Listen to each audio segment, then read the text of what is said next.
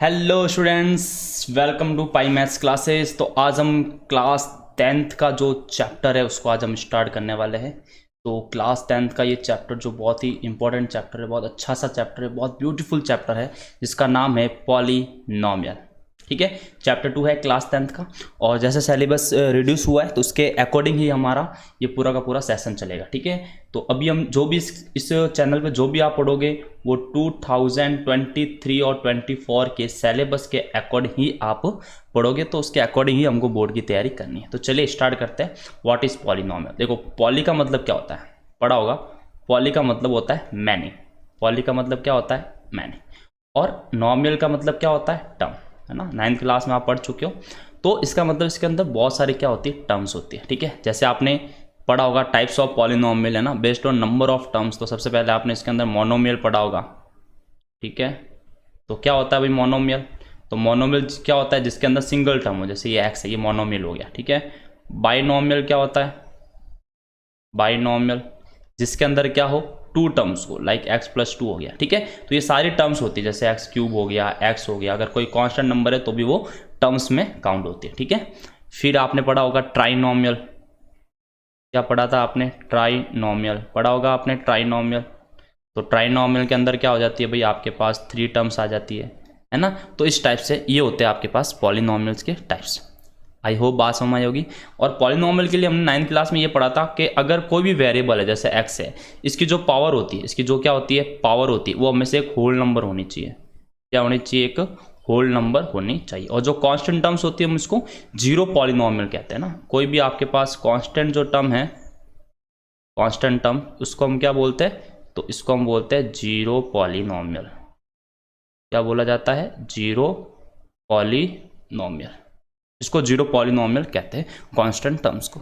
I hope बात समझ में आई होगी। ठीक है, नेक्स्ट इसके अंदर क्या है आपके पास, डिग्री ऑफ पॉलिनोमियल। तो इसके अंदर आपने क्या पढ़ा था कि किसी भी आपके पास कोई एक पॉलिनोमियल है px, ठीक है, उसकी जो हाईएस्ट पावर होगी x की, ठीक है, उसी को हम क्या बोलेंगे, उसकी डिग्री बोले जाएगा। जैसे मैंने ये लिख दिया x की पावर 4 प्लस 3x² प्लस 5। मैंने कहा बताओ इसकी डिग्री कितनी है ना। मैंने क्या पूछा, बताओ इसकी डिग्री कितनी है।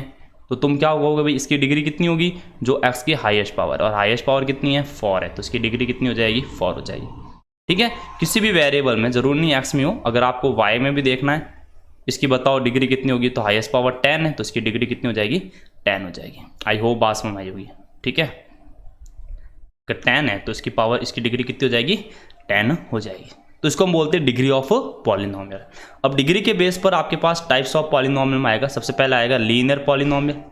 ठीक है, लीनियर पॉलिनोमियल में क्या होता है भाई, लीनियर पॉलिनोमियल मतलब होता है अ पॉलिनोमियल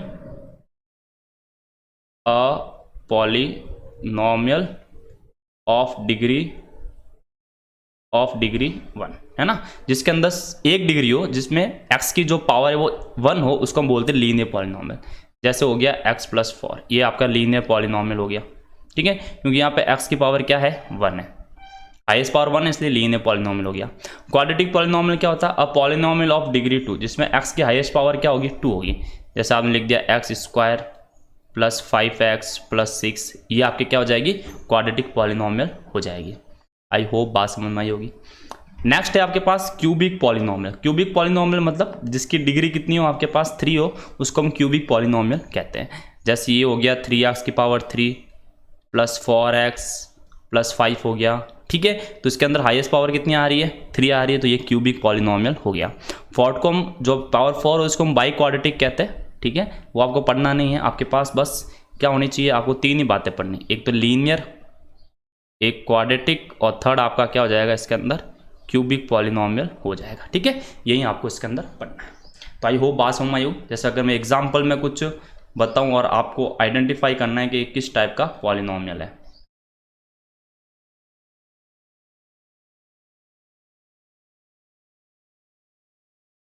बताओ क्या होगा। तो इसके अंदर हाईएस्ट पावर 2 आ रही है, तो ये क्वाड्रेटिक हो गई। इसके अंदर r की पावर 1 है, तो ये लीनियर हो जाएगी, और इसमें हाईएस्ट पावर 3 है, तो ये क्यूबिक हो जाएगी। तो बस ऐसे आपको क्या करना है, आइडेंटिफाई करना है। आई होप बात समझ आई होगी। नेक्स्ट देखते हैं, geometrical meaning of zeros of polynomial, इनका ग्राफ क्या होगा। ठीक है, तो देखो, जैसे सबसे पहले आपने लीनियर पढ़ा था, क्या पढ़ा था आपने, लीनियर। ठीक है। तो लीनियर का जो ग्राफ होता है वो हमेशा एक स्ट्रेट लाइन की तरह आता है। कैसा आता है? स्ट्रेट लाइन आता है। ठीक है भाई, ये थर्ड चैप्टर में हम पढ़ेंगे लीनियर आपके पास इक्वेशन के अंदर। तो इसके अंदर जो होता है वो स्ट्रेट लाइन आती है, हमेशा क्या आती है? Straight line. अब इसके मैक्सिमम नंबर ऑफ जीरोस क्या हो गए? तो ये एक्स एक्सिस पर जितनी बार कट करेगा तो ये एक्स एक्सिस पर 1 टाइम्स कट करेगा।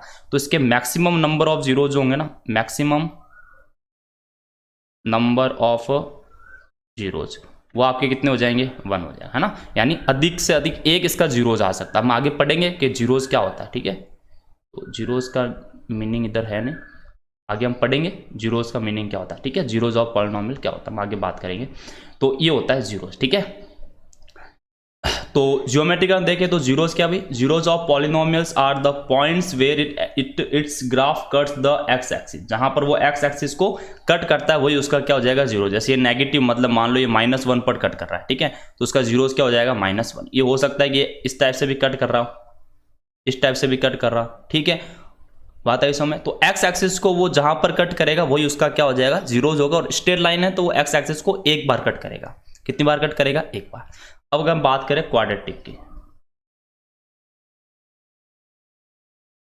तो क्वाड्रेटिक के अंदर क्या होता है भाई? क्वाड्रेटिक के अंदर जो ग्राफ बनता है उसको हम पैराबोला कहते हैं ना। ये 11th के अंदर आप बहुत अच्छे से पढ़ोगे, पैराबोला कहते हैं। तो जैसे ये हो गया, ये इस टाइप से, है ना, ये माला की तरह जो लग रहा है आपको, ये पैराबोला है। तो ये एक्स एक्सिस को क्या करेगा भाई? ये एक्सिस को 2 बार कट करेगा। कहाँ पे कट करेगा? एक्सिस को 2 बार। तो इसके मैक्सिमम नंबर ऑफ जीरोस क्या होंगे इसके अंदर? तो इसके अंदर मैक्सिमम नंबर ऑफ जीरोस कितने होंगे भाई? Maximum of number of zeros कितने होंगे? 2। ठीक है, और इसके मैक्सिमम नंबर ऑफ जीरोस कितने होंगे थे? मैक्सिमम नंबर ऑफ जीरो इसके कितने होंगे? 1 होंगे। और इसके मैक्सिमम नंबर ऑफ जीरोस कितने होंगे?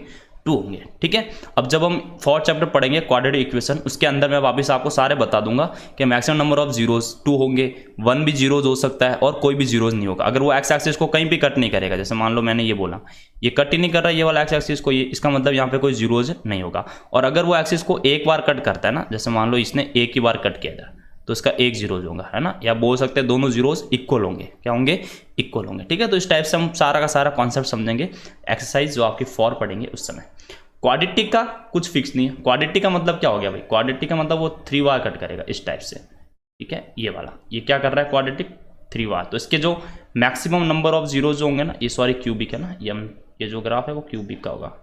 तो क्यूबिक के अंदर जो मैक्सिमम नंबर ऑफ जीरोज है, maximum number of zeros, maximum number of zeros इसके अंदर जो होंगे वो होंगे आपके पास 3। ठीक है, तो आई होप बात समझ आई होगी। बड़ा इजी कॉन्सेप्ट है। तो स्ट्रेट लाइन किसका मिलेगा? लीनियर का। क्वाड्रेटिक का मिलता है पैराबोला, है ना। क्वाड्रेटिक का कैसा मिलता है भाई आपको? पैराबोला मिलता है। बात आई समझ में? तो क्वाड्रेटिक का मिल जाए आपको पैराबोला। क्यूबिक का नंबर ऑफ मैक्सिमम जीरोज जो होंगे वो 3 होंगे। तो नॉर्मली हम इस चैप्टर के अंदर क्वाड्रेटिक के बारे में स्टडी करेंगे। नेक्स्ट, जीरोज ऑफ पॉलिनोमियल क्या होता है? देखो याद करो, जैसे मान लो कि 9th के अंदर आपने ये देखा था पी एक्स, जैसे आपने मान लिया कि भाई 3x + 4 है। ठीक है, तो इसके अंदर x की एक वैल्यू होगी। x की एक ऐसी वैल्यू होती, जैसे मान लो मैंने इसमें x की वैल्यू ले ली -4/3। क्या ले ली? अब जैसे मैं x की वैल्यू मैं यहाँ पे ये पुट करूँगा -4/3 + 4, तो ये हो जाएगा -4 + 4, तो ये क्या हो जाएगा भाई? 0 हो जाएगा। तो यानी x की वो वैल्यू जिस पर ये 0 हो जाए, px क्या हो जाए? 0 हो जाएंगे, उसको हम उसका जीरोज कहेंगे। बात है इस समय। जैसे ये लीनियर इक्वेशन है भाई, x की पावर 1 है इसलिए इसका एक ही जीरोज होगा। लेकिन मान लो कोई क्वाड्रेटिक इक्वेशन बनती है तो उसके 2 जीरोज होंगे, है ना। अगर कोई क्वाड्रेटिक इक्वेशन बनती है उसके कितने जीरोज होंगे? उसके 2 जीरोज होंगे। दोनों ही वैल्यू पर वो क्या होगा? 0 होगा। ठीक है, तो जीरोज ऑफ पॉलिनोमियल क्या हुआ? तो the value of variable for which the polynomial becomes 0 is called the zeros of polynomial. अब जीरोज फाइंड कैसे करते थे हम? तो जीरोज फाइंड आउट करने के लिए आपको कुछ नहीं करना, px को 0 रखना है। जैसे अगर मैं इसी में px को 0 रखूंगा, px को क्या रखूंगा मैं? 0 रखूंगा। तो देखो +4 उधर गया तो -4 और x की वैल्यू हो जाएगी -4/3। ठीक है, बात आई समझ? तो इसको हम बोलेंगे जीरोज। कैसे निकाला? तो लीनियर का निकालने का तरीका अलग है। अगर हम क्वाड्रेटिक की बात करेंगे तो क्वाड्रेटिक का भी आपने 9th क्लास के अंदर फैक्टर्स करना सीखा होगा। जैसे मैं एक एग्जाम्पल लेता हूँ इधर, x² + 5x + 6। ठीक है, तो यहाँ पे मल्टीप्लाई में 1 है, तो 1 को 6 से मल्टीप्लाई किया तो कितना मिलेगा? 6। तो 2 नंबर ऐसे लेने हैं जिनको मल्टीप्लाई करने पर 6 आए और एडिशन और सब्सट्रैक्शन पर क्या है? 3 आए, 5 आए, तो 3 और 2 हो जाएगा। तो इसको हम लिखेंगे x² + 3x + 2x + 6। यहाँ पे मैंने x कॉमन लिया तो आया x+3, और यहाँ मैंने 2 कॉमन लिया तो आया x+3, तो इधर हो जाएगा x+2 और हो जाएगा x+3। अब मुझे जीरो निकालना है तो एक बार इसको मैं 0 के इक्वल रख दूंगा x+2 को, ठीक है। तो यहाँ से x की वैल्यू कितनी आ जाएगी -2, और एक बार इसको 0 के इक्वल रखूंगा तो x की वैल्यू कितनी आ जाएगी -3, ठीक है। तो ये 2 और -3 दोनों ही क्या हो जाएंगे, इस क्वाड्रेटिक इक्वेशन के जीरोस हो जाएंगे।